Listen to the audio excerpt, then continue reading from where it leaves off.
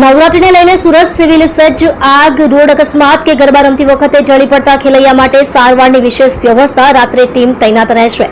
નવરાત્રીને લઈને ખેલૈયાઓમાં ખૂબ જ ઉત્સાહનો માહોલ જોવા મળી રહ્યો છે।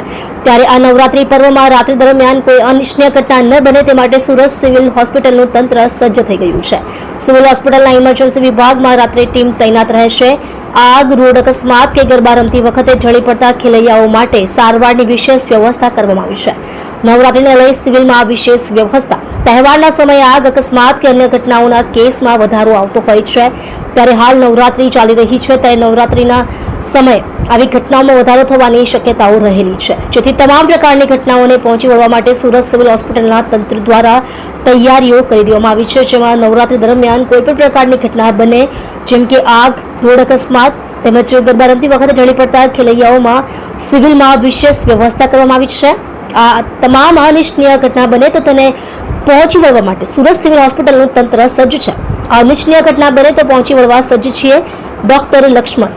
આગે ડોક્ટર લક્ષ્મણ પહેલિયા, નવી civil hospital senior medical officer, તેમણે જણાવ્યું હતું કે હાલ નવરાત્રીનો પર્વ ચાલી રહ્યો છે, ત્યારે તમામ મેડિકલ ઓફિસરો અને જે તે વિભાગના એચઓડીઓને ખડે પગે રહેવા માટે સૂચનાઓ આપી દેવામાં આવી છે।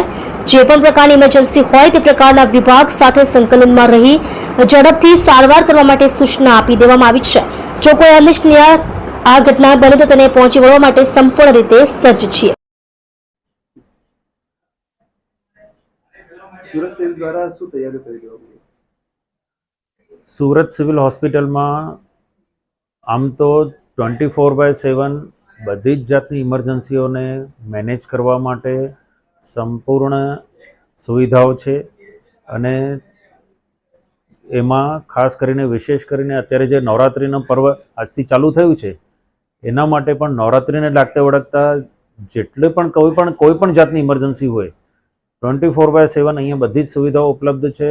જે કેઝ્યુઅલ્ટી ઇન્ચાર્જ મેડિકલ ઓફિસરો છે એમને પણ સૂચના આપવામાં આવી છે કે નવરાત્રિને લાગતા વળગતા કોઈ પણ ઇમરજન્સી હોય વિવિધ વિભાગોના ડૉક્ટરો સાથે સંકલનમાં રહીને વ્યવસ્થિત રીતે એની સારવાર અપાવવાની છે। અને જો ભગવાન ન કરે કોઈ એવી અનિચ્છનીય ઘટના બને છે તો એના માટે પણ સ્ટાફ વધારી શકાય તાત્કાલિક રીતે, અને ડૉક્ટરો, નર્સિંગ સ્ટાફ તાત્કાલિક રીતે બોલાવીને સંપૂર્ણ રીતે એ જે વધારાનું પણ ઇમરજન્સી આવી જાય તો એને પણ ટેકલ કરી શકાય એવી પૂર્ણ રીતે તૈયારીઓ છે।